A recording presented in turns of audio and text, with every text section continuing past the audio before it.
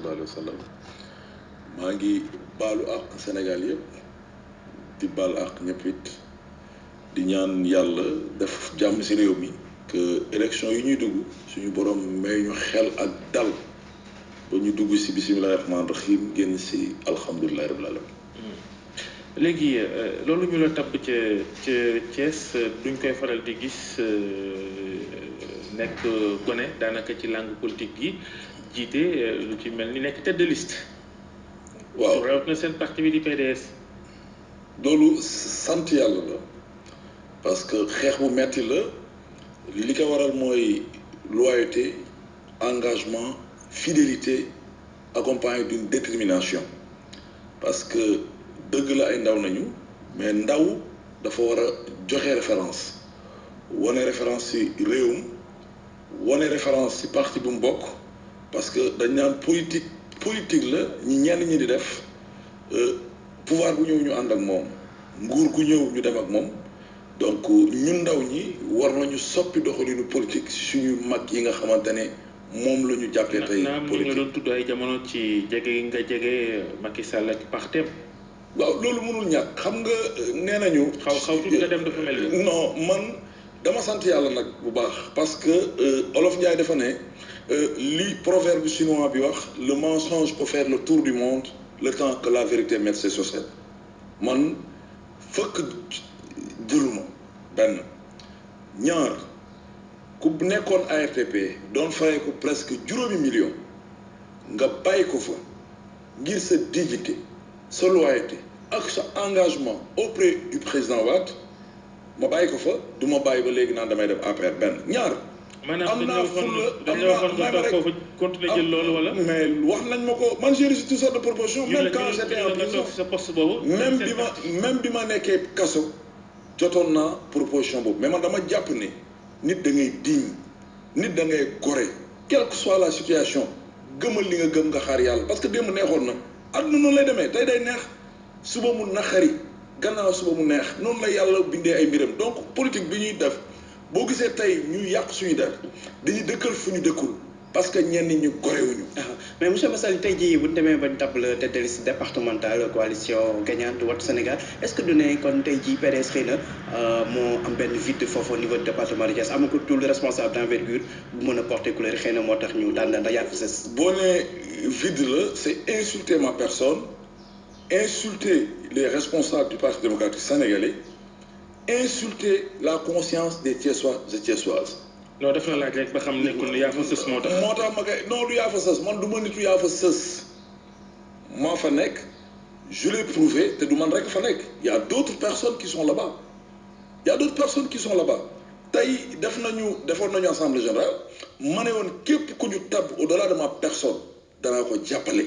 je l'ai dit yàlla mooy tabb yàlla mooy fal yàlla ma fa teg waaye teg bi ñu ma fa teg du tegu yaa fi sës wala tegu yaa ma neex parce que je l'ai prouvé dama ko prouvé parce que Sénégal kuy wax dëgg xam sama engagement sama fidélité ak sama détermination auprès du frère secrétaire général national muy maître Abdoulaye mais du ma nitu yaa fi sës.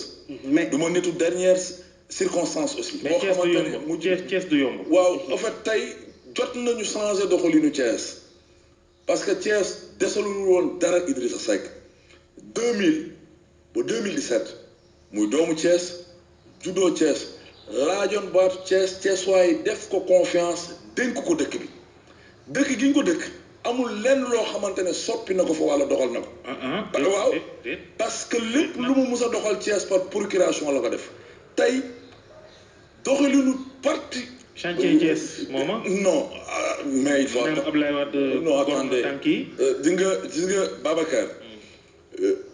état munoo def lenn te amoo injonction njiitu réew mi te amoo ko il a été son premier ministre. mais tamit xalaat na dëkkam am na ñoo xamante ne mën nañu nekk fenn am yenn poste yi duñu xalaat seen dëkk du ci jëriñu. mais moom xalaat na Thiès. man dama jàpp ne nit ki loo am fi nga dëkk nga koy def ku mel ne man damay tabax Thiès laa tabax bi may dëkk Thiès laa am lu ma am Thiès laa ko yóbbu jot na tey ñu changer doxalinu politique Thiès xam ne ndaw la ñu tabb ab jeune la ñu tabb jeune bu bëgg Thiès jeune bi nooyee Thiès jeune bi yeewoo Thiès te maa ngi profité di tàllal loxo samay moroom ndaw pour ñu xam ne espoiru ndaw ñi juddu na te si vision wu Abdoulaye Wade la jóge. mais lu weesu Idriss Seck tamit beneen parti bi waa nguur gi tamit toog ñu di xoole Thiès soxal na leen lool ay Siré Dia Augustin Tine nag ñu ni mel est-ce que yaakaar nga ne ñooñu noonu ponkal yu toll noonu yow mën nga leen a gagné.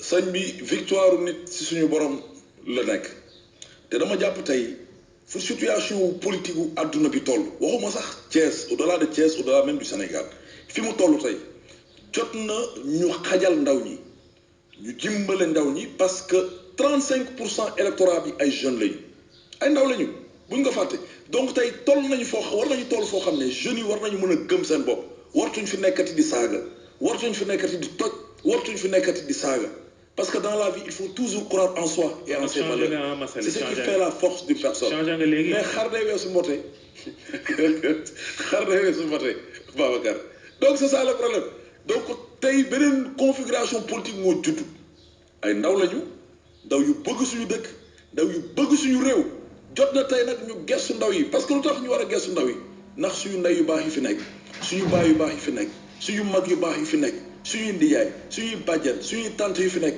jot na tey ñu jiital seeni doom parce que xale yi màgg nañu xarañ nañu. mais xam nañu de toutes les façons opposition bi àndoon nañ booloo ba ñëpp yaakaar ne dañuy demandoo mu jógi yëf yi toj te PDS moo ko toj parce que PDS moo àndul ci Khalifa Sall nekk tête de liste maa ngi koo taxaw Sénégal gi nu bëggoon loola est-ce que nekkul ni jéego bu njëkk la ci seen défaite ci élection yi. man gëmuma loolu xam nga les gens doivent arrêter ne PDS moo indi toj bi maa mu indi yàq bi est-ce que bu ñu ànd nañu nawante nañu respectante nañu gëmante man j'ai toujours été contre ñu ànd lu tax c'est des gens rancuniers des revanchards des gens qui sont comptables de la gestion du président Macky Sall.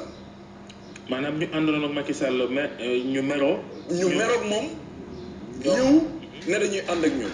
et ñun au moment où nous étions ñun gàcce gàllaama parti démocratique sénégalais ak yeneen alliés yi bokk gis-gis bu président Pape Diop ak AJ de Mamadou Diop Decroix nous avons été dignes dans l'épreuve nous avons été honnêtes dans l'épreuve mais c'est des gens non seulement qui sont comptables de la gestion du président Macky Sall benn ñaar àndoon nañu ak moom pour des sinécures et prébendes ñett nekkoon nañu ak moom pour des prises en charge médicales ñun quand nous avons été emprisonnés ñun ba ñuy tëj kaso ñun bi ñuy tëj kaso ñoom ñëpp dañoo croiser les bras ànd ak Macky Sall tey Khalifa Sall bi ñu ko tëjee xeex bi si PDS def xeex bi si Parti démocratique def xeex bi si Bokk Gis Gis def xeex bi si AJ def amul benn leader si ñoom bu ñu jàppale amul parce que dëgg aussi bu jotee nañ ko wax coalition warta éclater ñu koy impliquer le Parti démocratique sénégalais benn ñaar le PDS qui est un grand parti non mais Khalifa Sall tête de liste man bu ñu ko defoon ma démissionné PDS ndax lan je le jure devant Dieu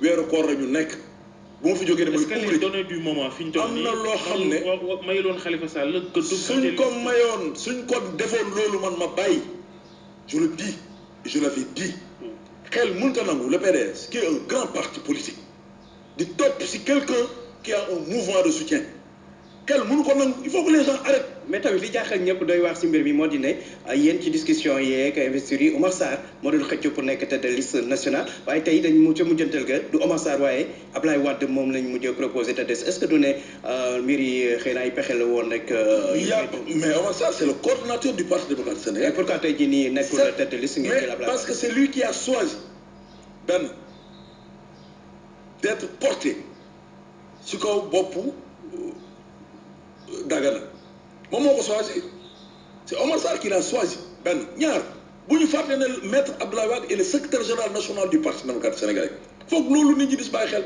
man su ma déggee jiite PDS ci boppam Abdoulaye Wade waru ko woon nekk jamono ji bañ koy tabb ci liste. lu tax waru ko nekk. ay atam ak jaar-jaaram nekkoon président. Babacar je suis désolé.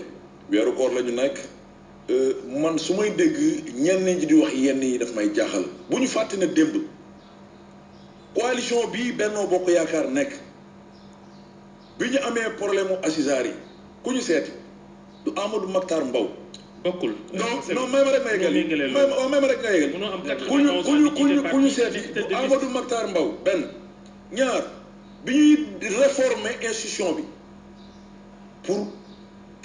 pour njëriñu réew mi ku ñu seeti du Amadou Makhtar Mbow donc ñaar ñooñu tey ay monument nañu ay patriarche nañu fii Sénégal nañu bàyyi loolu xel mag naa baaw si réew loolu faw ñu xam ko parce que bu ñu jàkkee tey am problème si ñoom la ñuy dellu. man tamit benn instant dem noppaliku ji bàyyi ndaw ñi ñu doxal ngeen seen xelal moom. mais yow da nga xaw a contradictoire tuuti yaa ngi naan nañ bàyyi ndaw yi ñëw comme tabut yow yaa nekk plus jeune investi li ma wax tête de liste ñu bàyyi xajal ndaw ñi ba pare na màggee ñëw man je ne parle jamais pour parler man li ma wax man j'articule bien les choses dama ne Abdoulaye Wade ba fii ñuy wax mooy le secrétaire général national du parti démocratique sénégalais. C'est très normal mu nekk c'est très normal mais parce que tey bu Abdoulaye Wade nekkul woon secrétaire général du parti démocratique sénégalais keneen dañuy tabb à sa place c'est très normal xool leen logique ngeen àtte logique. non li nga wax li nga woote nañ xajal ndaw ñi. waaw ak li ngay nangu xajal non li ma wax lu leer la dama ne moom c'est le patron du parti démocratique sénégalais c'est très normal qu'il soit à la tête de cette coalition benn ñaar man mi ñu jiital Thiès c'est très normal ma nekk fa parce que dama ko prouver sur le terrain ak fépp. xëy na tànn ko Abdoulaye Wade gi day firndeel ne capacité dëgg ngir doxal sans moom wala am ndam sans moom loolu wàllu day wane ne xëy na ak ndaw ñi du dem. ngeen a tële. ndaw ñi dañoo tële loolu mënuma jàppee loolu man li ma gëm moom laa wax man.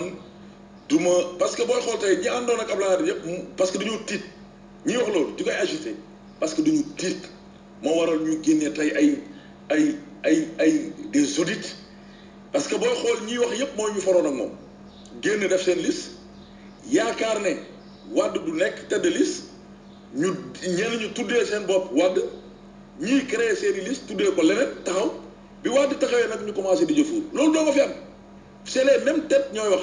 parce que seen yaakaar moo tas loolu rek la loolu donc moo am parce que aussi foog sénégalais xam ko ñu bàyyi di focaliser wu sur l'âge du président maa ngi koy ñaanal yàlla dëgëral ko may ko gudd fan ak wér à 92 ans feebaro laggo pato doo dox ba ñu yennu la ñett doo liir bay sol ay lunettes gàcce gaalaam Ablaye man de bu ma taxawoon une heure de temps damay am problème bu ñëwee day campagne mais 2 semaines. mais lim leen wax barki démb dégg ngeen ko nee na dara jotu ko mu ngi sant yàlla suñu borom lu tax ngeen bugg ko teg yenn yi mais pourquoi.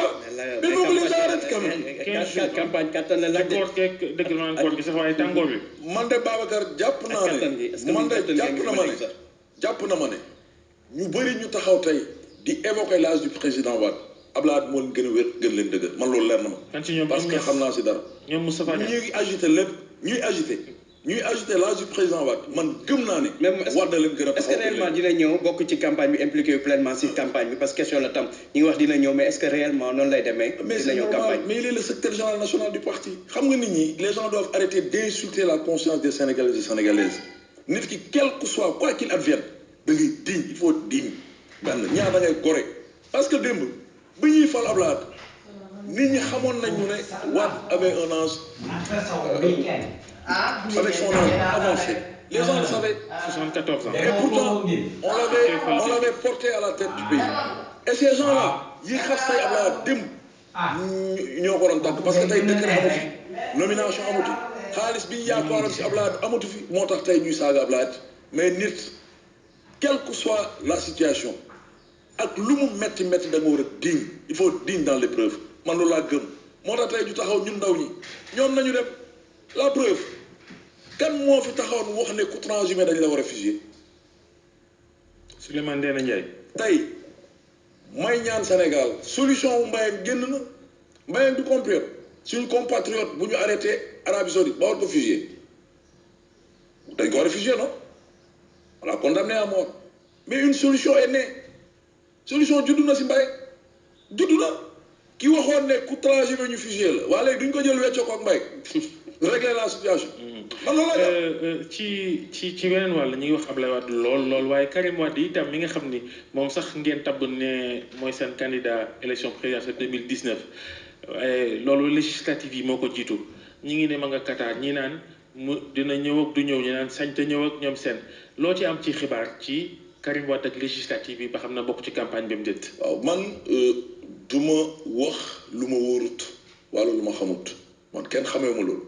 xanaa bokkoo ci ñi muy jokkool. non damay wax ak moom mais j'ai pas besoin li may wax ak Karim ma koy génne si mbedd man du ma genre boobu je suis pas de ce genre je suis un homme d'état. mais seen porte-parole parti Babacar Gaye fii toogoon na fi wax ne balaa législative Karim Wade dina ñëw da ngay dëggal lu ni mel wala.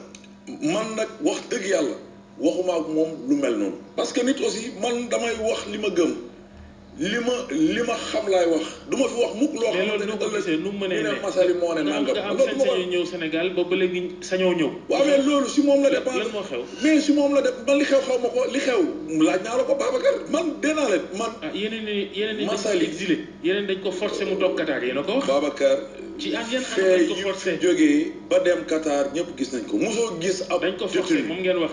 léegi mais lan moo ko teree ñibbisi mosoo gis ab détenu man de mosuma gisee àdduna man. d'accord loolu xam nañ ko. man détenu laa yi mu génnee. nekkoon naa kaso bi ma génnee sama kër laa dem mais mosoo gis détenu ñu jël ko defar ko passeport c'est kaso ba jël ko yóbbu ko kër maître Madické Niang jëlee ko fa les mêmes garde directeur kaso gi jël ko yóbbu ko ba aéroport dugal ko si avion bi dellu man de détenu gu mal noonu ñu ne may nañ ko grâce mosuma ko gisee àdduna mosuma ko gis. il a été forcé à l'exil. la preuve yéen ñëpp gis ngeen ko. xam ngeen ko ay journalistes sañ naa ñibbisi wala sañ ta ñibbisi. pour mu ñibbisi am na taxawaay boo xam ne buñ ko taxawee dina ñëw man loolu dama ko gëm. ci naka. mais qu'est-ce qui s'était passé en Côte d'Ivoire avec Ouattara yàq ñu woon ngay kiitam taxaw ne du présenté wu il a fallu créer un soulèvement populaire. population léegi yow da ngay woote soulèvement non man. da ngay woote soulèvement. déggoo ma de man li ma wax lu leer la Olof Njaay dafa ne. wax neex na trop waaye dégg-dégg moo am solo dama ne am na taxawaay boo xam ne bu ko peuple bi taxawee dana dugg dana taxaw man li ma wax lu leer la. mais pourquoi ñu war ko taxaw pour Karim Wade lu mu leen defal wala lu mu leen liggéey lu ko war a mën a tax ba ñu ñëw taxaw di jël combat Karim Wade di koy xeex. mais lu mu liggéeyal Sénégal bëri na. comme lan. bi mu yoree ministère bi. parce que papa moo ko fal. papa moo ko fal moo ñu fal ñu te pourtant bi ñu waree liggéeyal suñu réew dañ ko liggéeyal comme ni mu liggéeyalee réew mi c'est dans les normes des choses. jërëjëf Mohamed Lamine Massaly bu parti démocratique sénégalais yaay tête de liste coalition Manko nu nga tuddee sax coalition gagnante Manko. Wattu Sénégal jërëjëf laaj